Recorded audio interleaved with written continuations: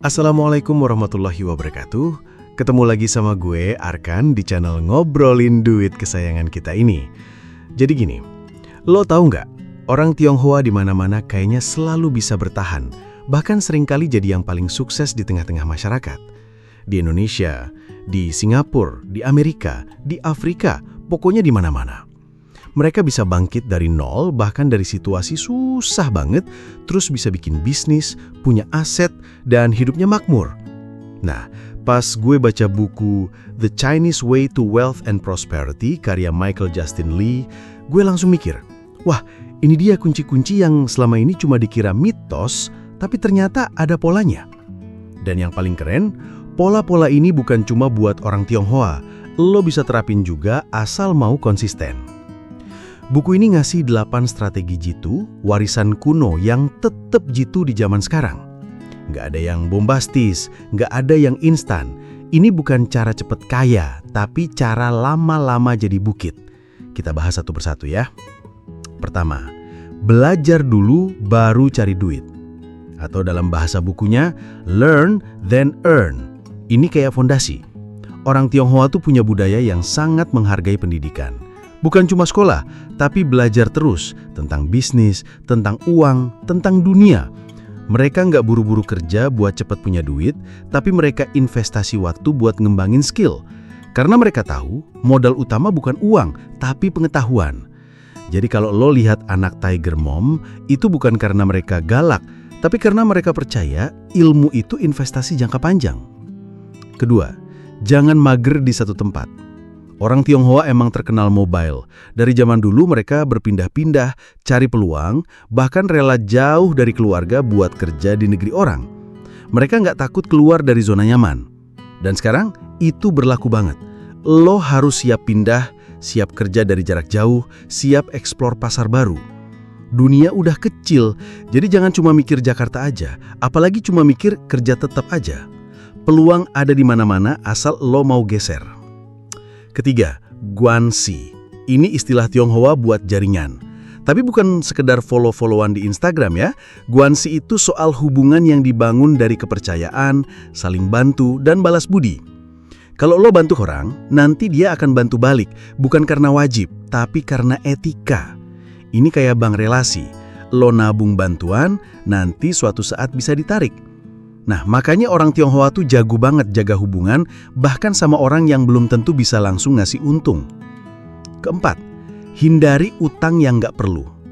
Lo pasti sering dengar, utang itu racun. Dan ini bener banget dalam filosofi Tionghoa. Mereka lebih suka nabung dulu, baru beli. Mereka nggak tergoda cicilan 0% buat beli barang yang sebenarnya belum butuh. Kenapa? Karena utang bikin lo terjebak, bikin lo kerja buat bayar, bukan buat berkembang. Mereka percaya modal itu harus bebas, nggak terikat bunga. Kelima, main aman. Atau dalam buku disebut play financial defense. Artinya jangan terlalu nekat. Lo boleh ambil risiko, tapi yang bisa dihitung. Mereka nggak suka spekulasi kayak judi saham atau ikut-ikutan tren yang belum dimengerti. Mereka lebih suka pelan tapi pasti, punya dana darurat, punya asuransi, punya cadangan. Karena mereka tahu, kekayaan itu bukan soal seberapa tinggi lo terbang, tapi seberapa lama lo bisa tetap melayang. Keenam, tahan dulu, nikmati nanti. Ini yang susah buat kebanyakan orang zaman sekarang. Defer gratification. Mereka rela nabung bertahun-tahun, makan sederhana, buat investasi besar di masa depan. Nggak buru-buru beli mobil mewah atau liburan ke Maldives. Mereka mikir jangka panjang. Kalau sekarang ditahan, nanti 10 tahun lagi bisa punya 10 properti. Itu mindsetnya. Ketujuh, cinta tanah. Bukan berarti harus jadi petani, tapi maksudnya adalah mereka percaya pada aset real, terutama properti. Kenapa? Karena tanah nggak bisa lari, harganya bisa naik, dan itu jadi pelindung dari inflasi. Banyak keluarga Tionghoa yang punya strategi beli tanah di daerah yang belum mahal, tahan bertahun-tahun, baru dikembangkan atau dijual. Ini strategi jangka panjang yang jarang gagal. Terakhir, kedelapan, jangan ambil risiko yang nggak dibayar. Artinya, kalau lo mau ambil risiko, pastiin itu risiko yang berpotensi menguntungkan, bukan risiko bodoh. Mereka nggak main kartu, nggak judi, nggak ikut skema cepet kaya. Mereka lebih suka risiko yang diukur, yang punya dasar, yang bisa dikontrol. Karena bagi mereka, kekayaan itu dibangun dengan strategi, bukan keberuntungan. Jadi, kesimpulannya apa? Orang Tionghoa nggak punya sihir. Mereka cuma konsisten sama prinsip sabar, hemat, belajar terus, jaga hubungan, dan selalu mikir jangka panjang. Mereka nggak cari jalan pintas, mereka percaya pada proses. Dan yang paling keren, semua prinsip ini bisa lo terapin mulai dari sekarang. Lo nggak perlu jadi orang Tionghoa buat bisa kaya ala Tionghoa.